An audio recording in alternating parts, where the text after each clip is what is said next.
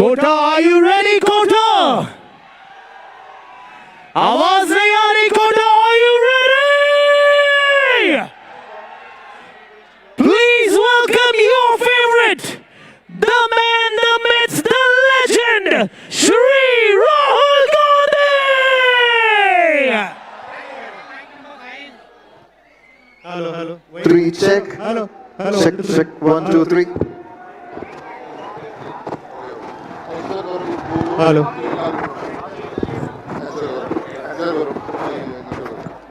एक बंदा लगा दो आप। इतना सन्नाटा कैसे हो गया भाई? आवाज आवाज आवाज आवाज आवाज! सारे कैमरा फ्लैशलाइट्स ऊपर। माइक ऑन करो। Check. 1, 2, 3, check. आप सब छात्रों के हित की लड़ाई करने वाले, छात्रों की गूंज को आगे बढ़ाने वाले, please welcome once again everybody. Check. 1, 2, 3, check.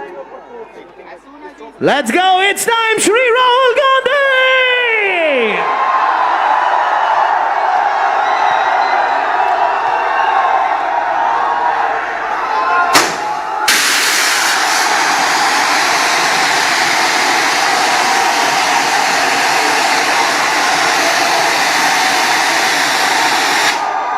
Oh my God.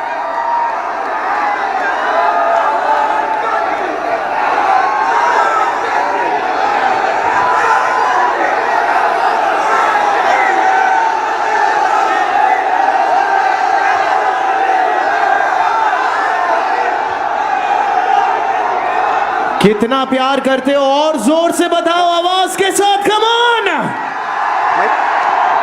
Hello.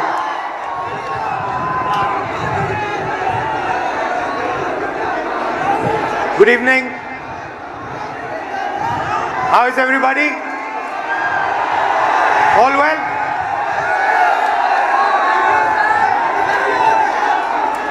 I'm very happy and honored to come to stand here in front of you, in front of you and Kota. And the reason I've come, I want to make absolutely crystal clear that this is not a political meeting. This is a meeting about you, about the young people who are struggling to get a future. I will not say the words BJP, Congress, politics, elections. They will not come out of my mouth this evening. This evening is about you. It is about what you're facing. It is about the challenges that you're dealing with every single day.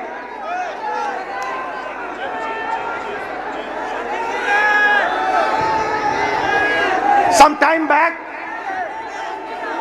I walked from Kanyakumari to Kashmir. 4,000 kilometers रास्ते में आप जैसे लाखों युवाओं से मैं मिला, हजारों युवाओं से मेरी बात हुई, डिस्कशन हुआ, और मेरा एक ही सवाल होता था, आप क्या करना चाहते हो? मुझे 5 जवाब मिलते थे, छठा जवाब नहीं मिलता था। Engineer, doctor, lawyer, IAS, or then forces. These are the 5 answers I used to get. So the first question that came in my mind, मेरे दिमाग में पहला सवाल उठा कि देश के युवा देश के भविष्य होते हैं। हमारा एजुकेशन सिस्टम हमारे युवाओं को सिर्फ 5 ऑप्शंस क्यों देता है? यह सवाल बहुत बार मैंने पूछा, वही जवाब मिला। तो यात्रा पे मैंने 15-16 लड़कियों के साथ मीटिंग की और उनसे पूछा क्या आप करना चाहती हो? किसी ने कहा इंजीनियर, किसी ने कहा डॉक्टर, किसी ने कहा लॉयर, कोई 5 जवाब। और फिर मैंने उनसे पूछा, मुझे सच बताओ क्या करना चाहती हो, तुम्हारे दिल में क्या है?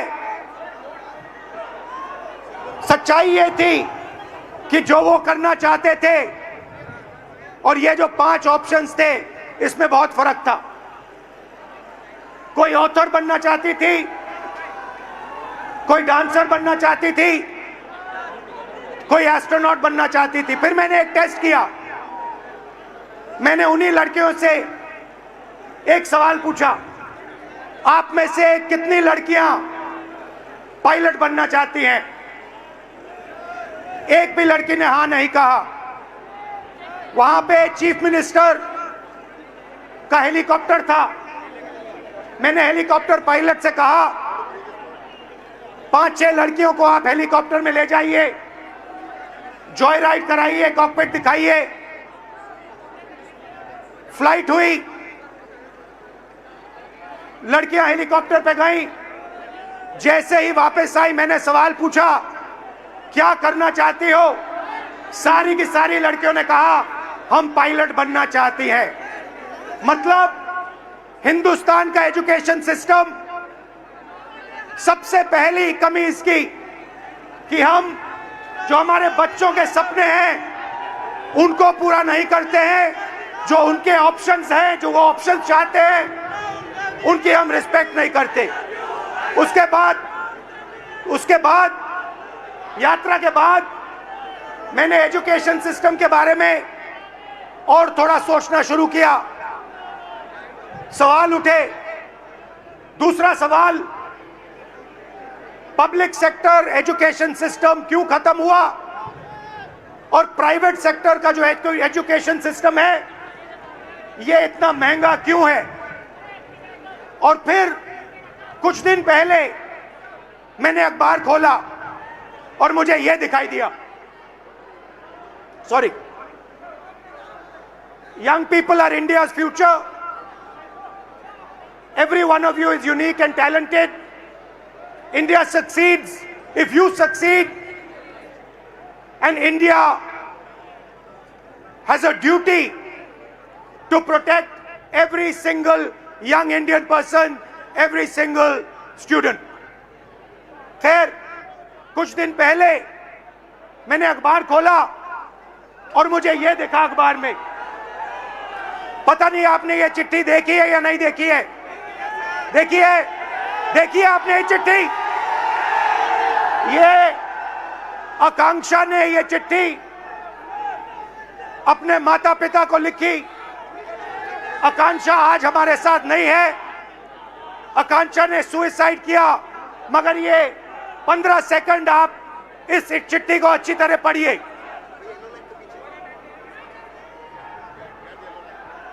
ये आकांक्षा डॉक्टर बनना चाहती थी। इनके पिता से कुछ दिन पहले मेरी बात हुई। पैरालाइज्ड हैं, कर्ज लिया। आकांक्षा का नीट का पेपर लीक हुआ और आकांक्षा कहती है, लास्ट लाइन मैं आपके लिए पढ़ूंगा, सॉरी मम्मी पापा, मैंने सब बर्बाद कर दिया आप दोनों का। मैंने सब बर्बाद कर दिया आप दोनों का। सच्चाई ये है कि ये आकांक्षा की गलती नहीं थी। ये आकांक्षा के माता पिता की गलती नहीं थी। ये एजुकेशन सिस्टम की गलती थी। हिंदुस्तान का एजुकेशन सिस्टम अपने बच्चों को प्रेशराइज करता है, स्ट्रेस देता है, दबाता है, कुचलता है, और ये देश के लिए सही नहीं है। मैं चाहता हूं कि हम सब एक साथ मिलकर we work together to ensure that no other student, no student in this crowd, no student in this country ever feels what this young lady felt, ever feels the desire to kill themselves. That is what this meeting is about. This meeting is not a political meeting. It is about discussing India's education system, what is wrong with India's education system, what needs to be corrected in India's education system. Whatever I'm going to present here is based on data, and I'm absolutely sure, 100% sure, that every single political party, every single leader in India will accept what we are saying here. There is nothing in this presentation that anybody in India will not accept. Every single student will accept what I am going to say here because it is the truth, 100% the truth. Next. This dot, ये जो बिंदु है, this dot represents one student. On this screen, this dot represents one student. There are about 3,000 students in this meeting. I want a student who's studying for NEET, student who's studying for UPSC, student who's studying for IIT to come to the stage.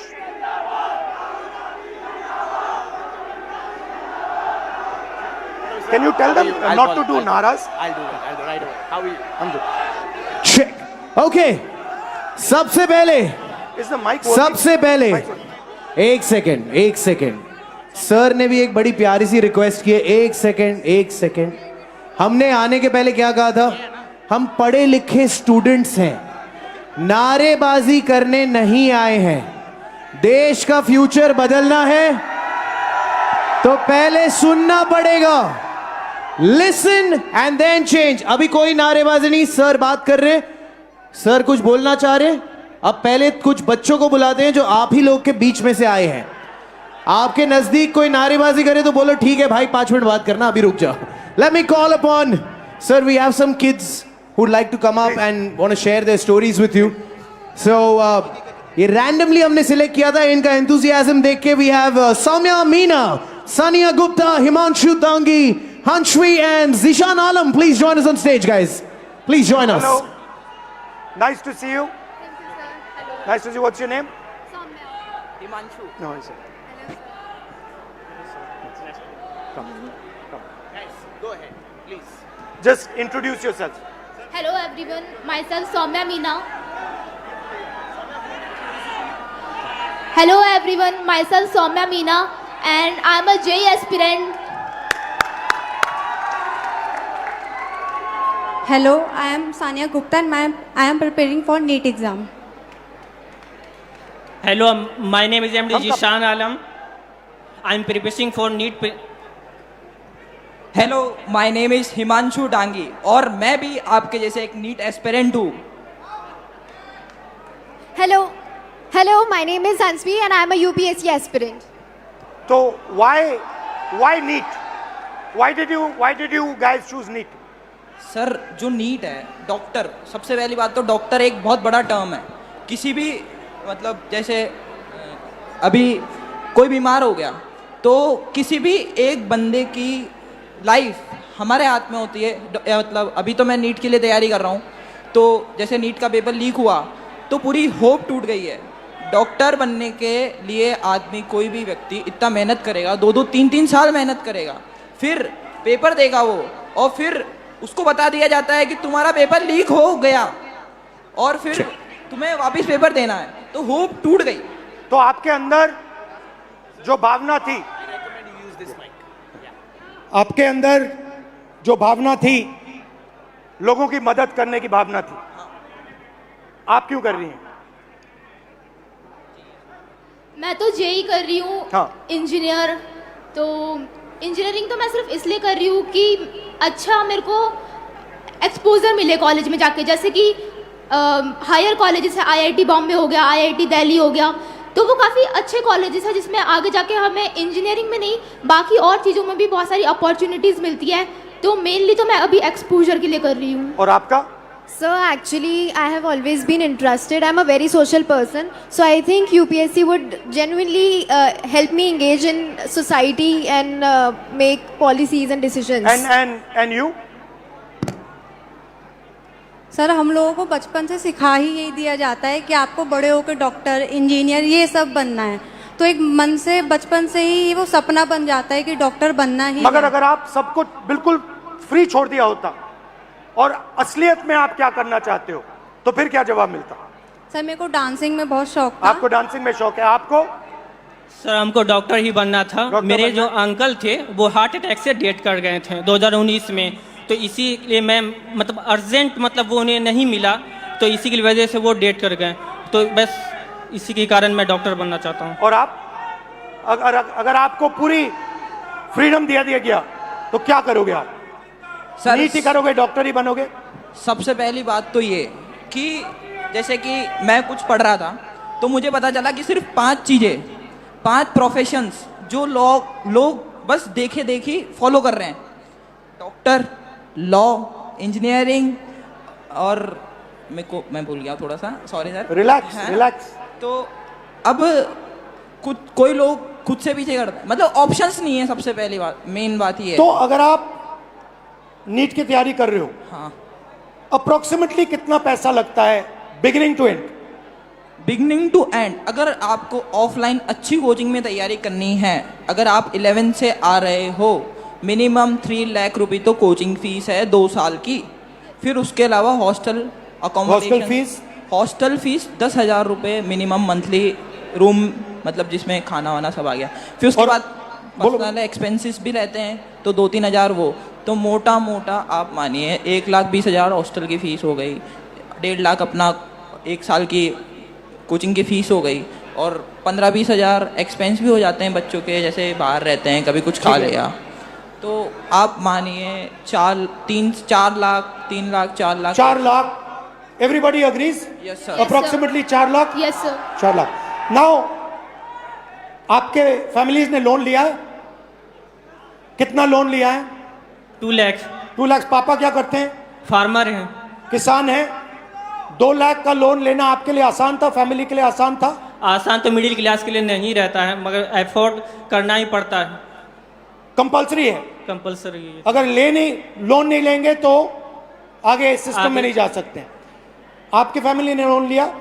Sir loan तो नहीं लिया था, लेकिन अगर हम government exam जैसे NEET preparation की तैयारी कर रहे हैं, प्रिपेयर कर रहे हैं, और अगर हमारा नहीं क्लियर हुआ तो हम मतलब इंडिया में गवर्नमेंट सीट्स इतनी कम है कि हम प्राइवेट के लिए सोच भी नहीं सकते, क्योंकि उनकी फ़ीस बहुत ज़्यादा है। और भी ज़्यादा है? बहुत ज़्यादा। जैसे 24 लाख बच्चे हर साल अपेयर करते हैं नीट एग्ज़ाम में, उसमें से 80,000 सीट्स है जो गवर्नमेंट है, तो 23 लाख बच्चों को ना चाहते हुए भी हारना पड़ता ही है।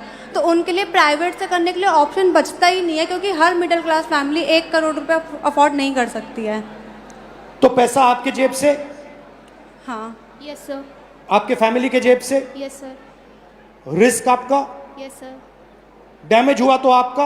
Yes sir. रिवॉर्ड की बात करते हैं, सक्सेस को डिफाइन करते हैं। यूपीएससी चांसेस क्या है?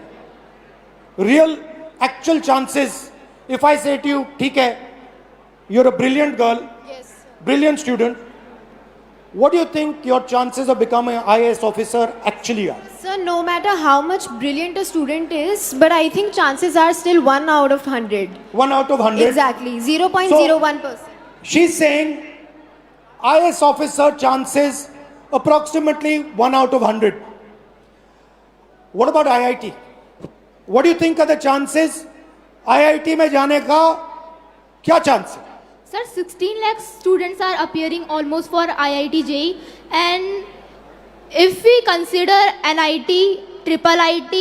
No, IIT, because Okay. you want IAS, you want IIT, you want NEET, doctor. Yes, sir. So IIT, you want to go in there, you want to be an IIT graduate. What are your actual chances? Do you think, what are you actually facing? Sir, if we consider only IIT, then there are 0.1 chances. good Small IITs. chances. Yes, sir. Low chances, okay? Very low And NEET? chances. Sir NEET में 22 लाख बच्चे exam देते हैं और लगभग 1 लाख बच्चों का selection होता है, 1 लाख से कम ही है, 1 लाख तो मैं बता रहा हूँ ज़्यादा। तो सर ये क्या जिम्मेदारी है, ऐसे हम कैसे होगा सर? तो यहाँ पे अप्रोक्सीमेटली 3000 लोग हैं, अप्रोक्सीमेटली, थोड़े ज़्यादा आ गए हैं बट हमने 3000 का कैलकुलेट किया था, ठीक है? 3000 में से IAS के कितने बनेंगे?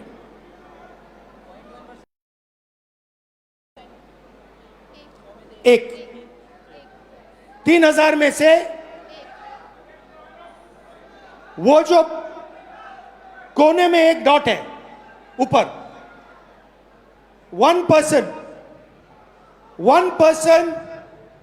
out of this whole function, इस पूरे फंक्शन में से एक व्यक्ति, सिर्फ एक व्यक्ति IAS में जा सकता है। इस पूरी भीड़ में से IIT में कितने जाएंगे? सर IIT में भी ज्यादा सीटें तो नहीं है, 1 30। या 2 इस पूरी भीड़ में से, सकते हैं।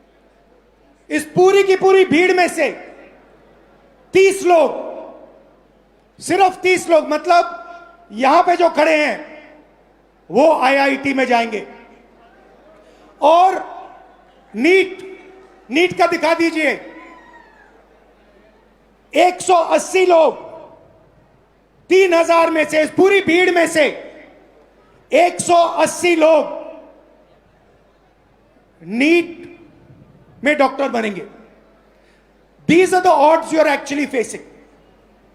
You are facing 1 in 3000. You are facing 30 in 3000. You are facing 180 in 3000. And this group of people, these are the best that we have. So you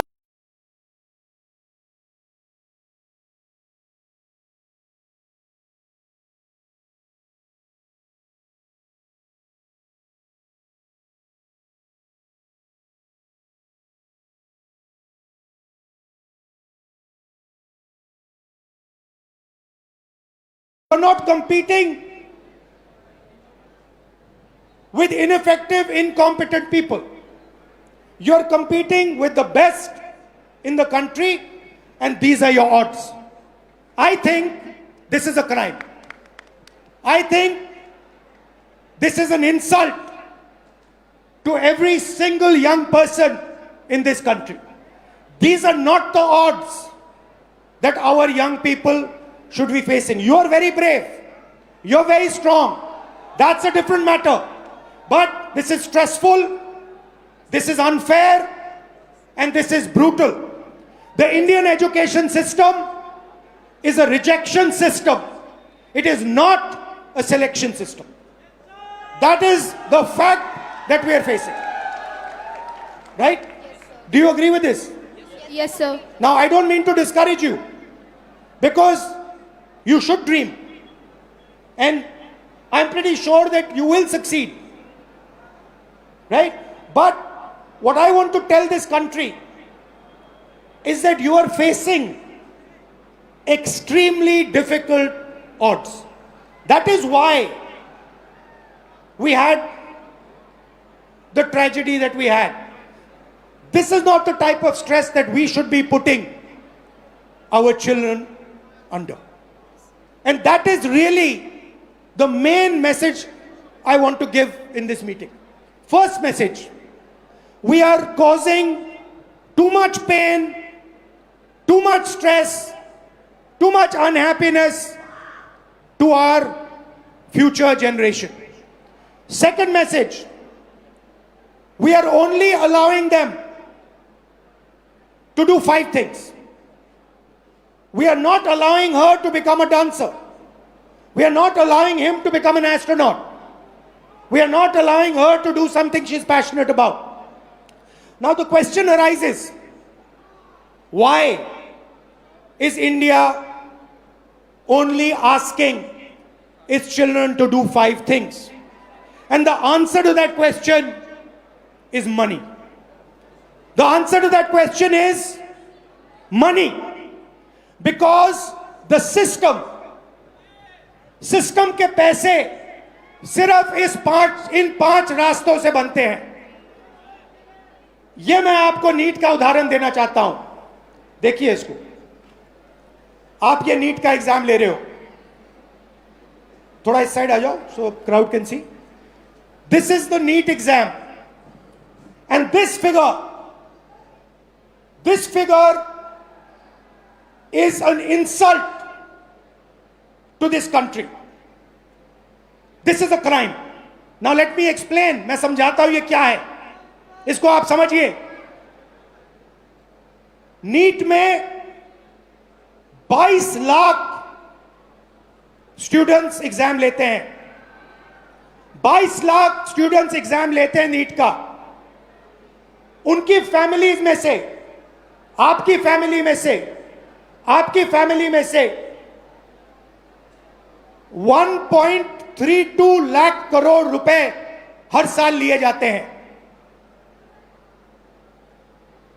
1,32,000 crore रुपए 22 लाख परिवारों के जेब में से खींचा जाता है. भाई और बहनों, जितना पैसा एक साल में ये 22 लाख लोग देते हैं, उतना ही पैसा हिंदुस्तान की सरकार अपने पूरे के पूरे एजुकेशन बजट में डालती है. 22 लाख लोग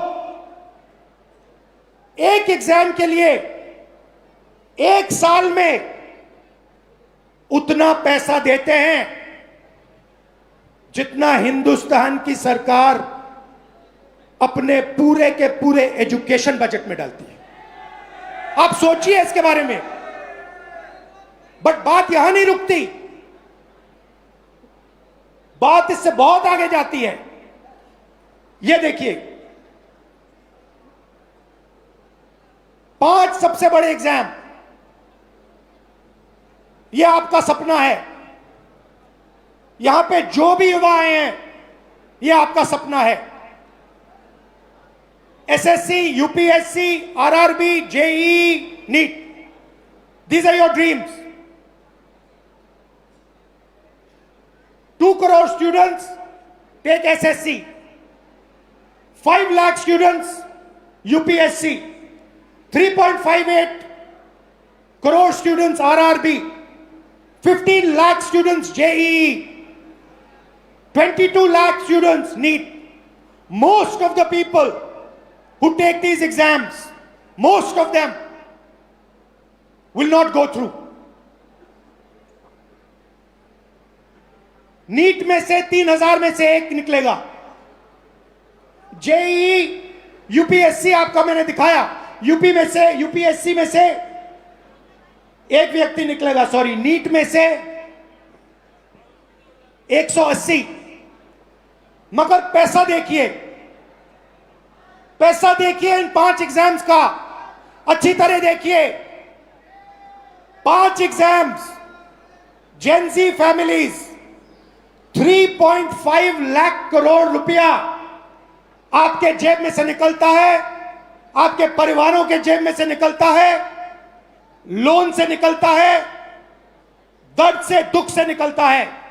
भाई और बहनों, जितना पैसा इन 5 एग्जाम्स में आपके परिवारों से निकलता है, उतना पैसा हिंदुस्तान की सरकार education budget, health budget, labour budget, science budget, women and child budget में डालती है. मतलब 5 मिनिस्ट्रीज का पैसा, बजट का पैसा हर साल इन एग्जाम्स के माध्यम से आपके परिवारों के जेब से निकाला जाता है. और फिर उसके बाद आपको कहा जाता है कि दरवाजा बंद है, आप आईआईटी में नहीं घुसे, आप नीट में नहीं घुसे, आप आरआरबी में नहीं घुस पाए. ये हिंदुस्तान की एजुकेशन सिस्टम की रियलिटी है। अब मैं चाहता हूं कि एक फैमिली, हमने स्टूडेंट से बात की, आपका मैं बहुत धन्यवाद करता हूं। अगर आप यहां रहना चाहते हैं यहां रह सकते हैं, नीचे जाना चाहते हैं जा सकते हैं, जो भी आप पे है। यहां रहना चाहते हैं यहां रहिए। और एक फैमिली, एक परिवार, आइए। Alright, so हमारे पास यहाँ पर फैमिली के मेंबर्स भी आए हुए हैं। We'd like to invite on stage Bhavna Mahawar, please, and उनके parents Naresh Kumar Mahawar and Parvati Mahawar, please join us on stage. परिवार को थोड़ा स्वागत हो जाए तालियों के साथ। Come on guys, हम सबकी कहानी है ये। हेलो, नमस्कार, कैसे हैं? नमस्कार, कैसे हैं आप? कब? Mike, can we have a mike? Come आओ। थोड़ा 2 मिनट परिचय, यहां जाए। हेलो सर, मैं नरेश कुमार महावर। मैं एक प्राइवेट सेक्टर से मेडिकल होलसेल मार्केट में जॉब करता हूं। ये मेरी गुड़िया है, यूपीएससी करना चाहती है, पर आज का जो उसको मजबूत करने के लिए राहुल जी सर जो भी नया कदम उठाना चाहे हम उसके साथ हैं। मगर आप एक बात बताइए। जी सर। अप्रोक्सीमेटली उन्होंने हमें बताया अप्रोक्सीमेटली 5 लाख। जी सर। 1 साल का। बिल्कुल सर। जी सर। 1 साल का। बिल्कुल। तो आप ये कैसे करेंगे? रियलिटी सच बताइए। सर वैसे तो मेरे पास फाइनेंशियल प्रॉब्लम बहुत ज़्यादा बिग है, पर अगर जो मैंने मेरे दम से मेरा घर बनाया है, हो सकता है मैं उसको भी सेल कर दूं, पर मैं मेरा बेटी का सपना साकार करूंगा, ये मेरा दिल से। नहीं, मगर देखिए ये आपकी भावना है, ये आपके अंदर है। नहीं, ये जब से ये 10th क्लास में पढ़ती थी, तो जब से ही मैंने इसके सपने के साथ मैंने अपना सपना भी साकार करने के लिए सोचा है, और मैं चाहता हूं कि ये ईश्वर मेरा सपना पूरा करे। ईश्वर आपका सपना पूरा करे, ये हम सब चाहते हैं। जी सर। मगर सच्चाई ये है कि ये जो आप कर्ज लेके काम कर रहे हो, ये देश का काम है, ये आपका काम नहीं है। देश का काम अपने युवाओं को शिक्षित बनाने का है। आप क्या करना चाहते हैं? सर, माय नेम इज़ भावना महावर और मैं एक यूपीएससी एस्पिरेंट हूँ। जैसा कि 2026 में प्रीलिम्स एग्जाम में हम सब ने देखा है कि किस तरह से लेंथी एग्जाम बनाया गया है, जो एक यूजुअली स्टूडेंट के लिए बहुत टफ रहता है। प्लस वैकेंसीज होती है 1000 और फॉर्म्स आते हैं 15 लाख के आसपास। तो मेरा गवर्नमेंट से ये क्वेश्चन है कि बाकी के स्टूडेंट्स का क्या होगा? 1000 वैकेंसीज में 1000 स्टूडेंट्स सिलेक्ट हो जाते हैं, उसके अलावा जो स्टूडेंट्स हैं उनके लिए भी प्लान भी होना चाहिए। ये मेरी गवर्नमेंट से बट आज हमने रूल बनाया है, गवर्नमेंट से कोई सवाल नहीं होगा, पॉलिटिकल फंक्शन नहीं है। बट मैं आपसे सवाल करता हूं, आपके सामने बहुत बड़ा चैलेंज है। आपके पापा कुर्बानी देने जा रहे हैं, आपके अंदर क्या फीलिंग है? आप कैसे करोगी? डर लगता है? यस, पापा की मम्मी की दोनों की बहुत एक्सपेक्टेशंस है, और मैं पूरी जी जान लगाना चाहूंगी कि पापा मम्मी के साथ मेरा सपना पूरा हो, और मैं इसके लिए पूरी मेहनत करने को तैयार हूँ। बट डर लगता है आपको? कभी डर लगता है, क्योंकि ये जो फ्रॉड्स हो रहे हैं, आज मैंने यूपीएससी का एग्जाम देखा। एक स्टूडेंट जब प्रिपरेशन करता है तो एक पैटर्न होता है, एक सिलेबस होता है, उस हिसाब से प्रिपरेशन करता है। लेकिन अगर रिसेंटली उसका पैटर्न चेंज कर दिया जाए तो स्टूडेंट क्या करेगा? 50 to 56 पेजेस का पेपर होता है, जो 3 आवर्स में करना पॉसिबल नहीं होता है। वैसे ही वैकेंसीज लिमिटेड होती है, तो इसके अलावा स्टूडेंट्स क्या करें फिर? सीट्स लिमिटेड है और पैटर्न इस टाइप के बनाए जा रहे हैं। इस फ्रॉड में स्टूडेंट्स कहाँ जाए? बाकी बचे स्टूडेंट्स का क्या होगा? इसको बदलना चाहिए। ये जो स्ट्रक्चर है, जो सिस्टम है, ये जो प्राइवेटाइज्ड पैसे खींचने का सिस्टम है, 5 एग्जाम्स में आपकी फैमिली जैसी फैमिलीज 5 मिनिस्ट्री के बजट से ज्यादा पैसा देती हैं। इसको बदलना चाहिए। जी बिल्कुल बदलना चाहिए। यही हम सबका लक्ष्य है, आपका भी है, हमारा भी है, इनका भी है। आप कुछ कहना चाहती हैं? जी सर, मैं ये कहना चाहती हूँ, मेरा नाम पार्वती महावर है। हर माँ बाप जब बच्चा पैदा होता है तब से हर माँ बाप सपना देखते हैं कि उसका बच्चा पढ़ेगा लिखेगा, उसके खुद के भविष्य के साथ साथ वो भी हमारी आर्थिक स्थिति को ठीक करेगा। लेकिन जो आजकल फ्रॉड देखने को मिल रहे हैं तो उससे बहुत डर लगने लग गया है। कुछ बच्चे सुसाइड कर लेते हैं, बहुत से केस देखने को मिलते हैं। आज हमारे अंदर इतना डर है कि बच्चा डिप्रेशन में आके कुछ कर ना ले, तो रात को हम उठ उठ के देखते हैं बच्चे को, मतलब इतनी कच्ची नींद में सोते हैं कि 2-3 बार तो जाके देखना ही है कि बच्चा ठीक तो है ना। तो हमारी तरह हर पेरेंट्स के अंदर ये डर बना हुआ है। तो मैं गवर्नमेंट से रिक्वेस्ट करूँगी कि ये ना वो हमारी बात को सुने और जो भी समाधान हो उसे निकालें। बहुत बहुत धन्यवाद। Thank you sir. बहुत अच्छा लगा आपसे मिलकर। Thank you. Thank you sir. बहुत अच्छा लगा। नमस्कार।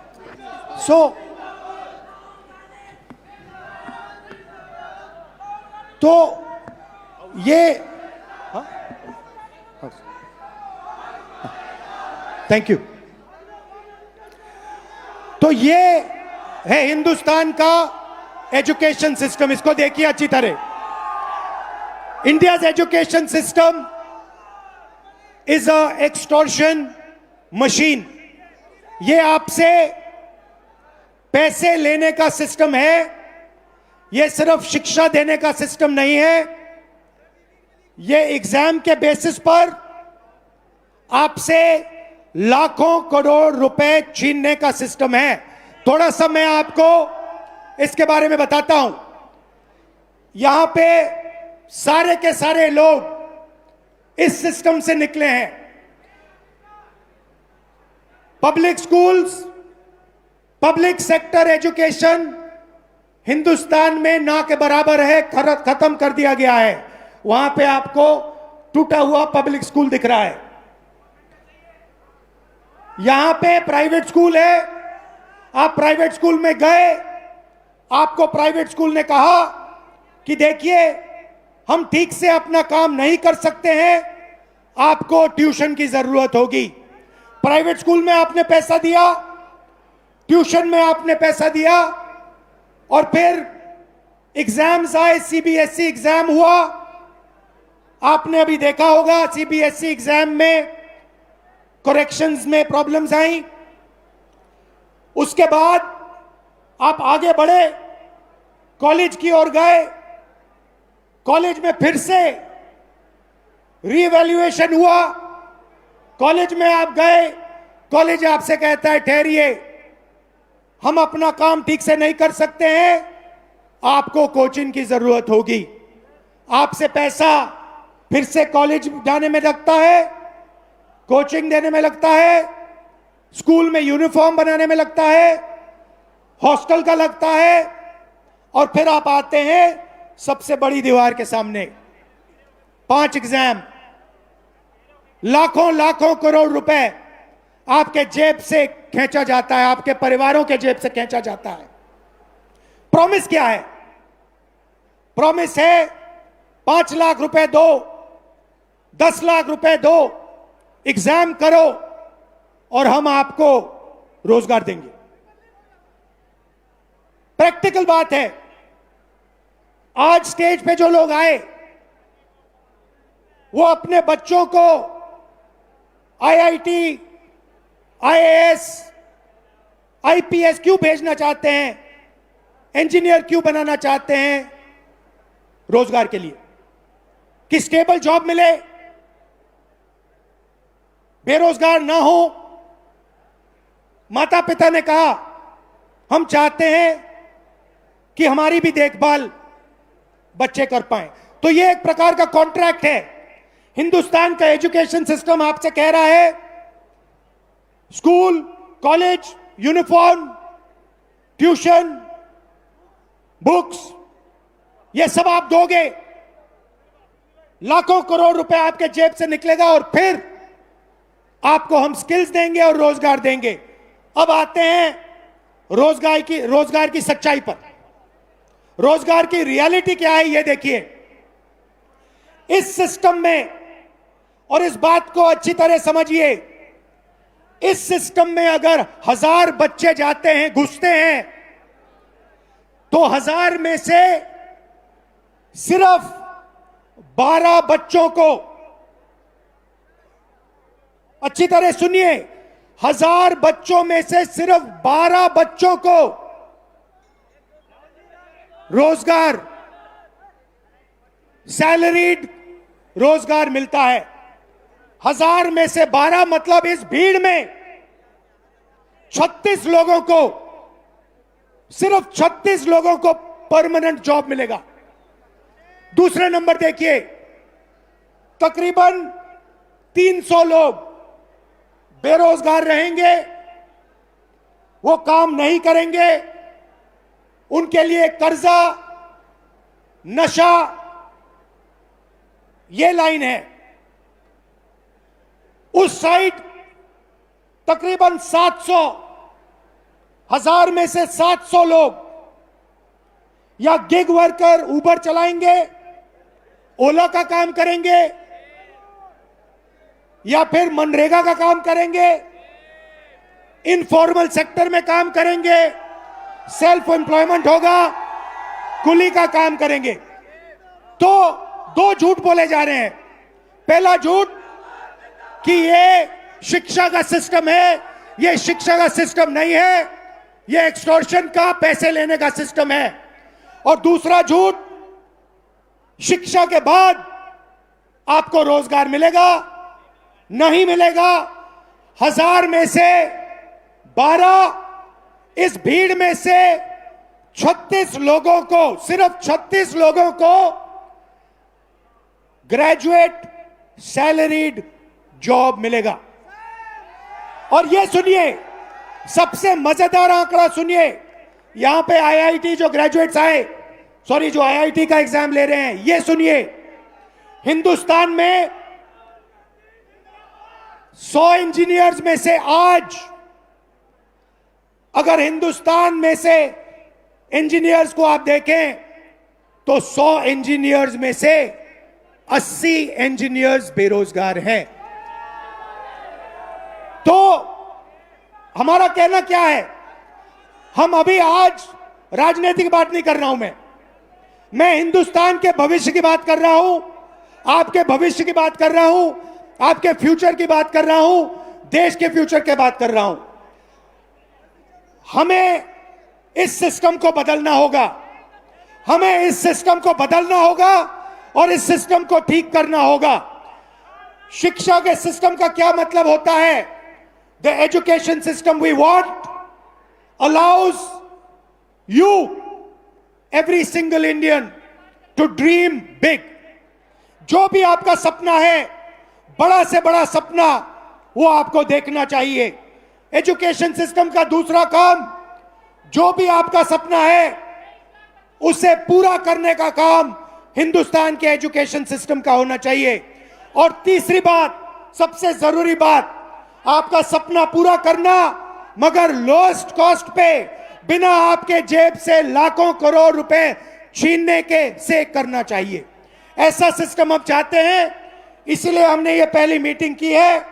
आपका मैं दिल से धन्यवाद करना चाहता हूं, आपके सुझाव चाहता हूं, आपके ओपिनियन चाहता हूं, आपका इनपुट चाहता हूं। ये मूवमेंट है, इसकी शुरुआत है, आप मूवमेंट को ज्वाइन कीजिए, हमें बताइए किस प्रकार से हम इस सिस्टम को बदलें, क्या आपका ओपिनियन है, क्या रास्ता हिंदुस्तान को लेना चाहिए। दिल से आपका धन्यवाद कहना चाहता हूं और फिर से याद दिलाना चाहता हूं, एजुकेशन सिस्टम हिंदुस्तान के सबसे गरीब मिडिल क्लास लोग से एक एग्जाम के लिए उतना पैसा छीनता है जितना एजुकेशन बजट है, और 5 एग्जाम्स के लिए उतना पैसा छीनता है जितनी 5 बड़ी मिनिस्ट्रियों को बजट मिलता है। ये शर्मदायक है और इसको बदलना होगा। आप सबको दिल से बहुत बहुत धन्यवाद। नमस्कार, जय Hind. I'd like to thank everybody, especially Kota. Kota is the nervous system of India, education system. I'm proud of everyone who works in Kota. I'm proud of all the students. I wish you all the best. I hope you do really well in life. Thank you very much for having me. Namaskar. Thank you, sir. Thank you, sir. Thank you, sir. But before you leave, sir, before you leave, first of all, एक बार जोरदार तालियां हो जाए, आवाज हो जाए sir के लिए. Come on. सर, छोटी सी गुस्ताखी करेंगे. हम यूथ हैं. हमारी आप जानते डिमांड से थोड़ी ज्यादा ही होती है. थोड़ी सी ज्यादा है कि नहीं? बनता है कि नहीं अपना? सर, जाने के पहले अगर हम सबके साथ एक सेल्फी हो जाती तो मजा ही आ जाता सर. या एक सेल्फी अगर हो जाती. सर, आप पहले ले लीजिए. Oh, thank you, sir. Okay, everyone, let's go. You wanna bend down? So Yeah, we'll bend down.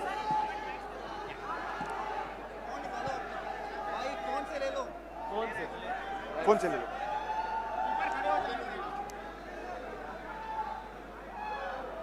I think you should spin it around and take it so it's to the ground. We have big one, big wide one. You wanna do one? No, that's fine. Yeah. You wanna do one? You just have to press the side button. Yeah. Oops. I'll do it. The other way. Back. Yeah. Yes. Thank you. And sir, also, once again, as we said, Did you like it? we love it. We love it, sir. All the best. And before that, before you leave, sir, 21st is the NEET exams. If you can wish all our dear friends. Best of luck to everybody for the NEET exam. I hope you all do well and serve India. Thank you. Love you. Thank you, sir. And this is from the youth, a shake hand and a high five to you, sir. We love you. Thank you so much, sir. Thank you. Everybody make some noise for Shri Rahul Gandhi.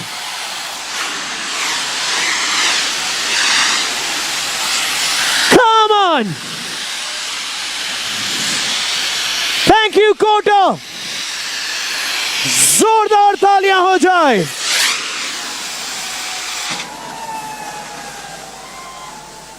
Thank you so much, Kota. To all the students, to everybody. ये हुई ना बात, ये हुई ना बात. बोलो भारत माता की.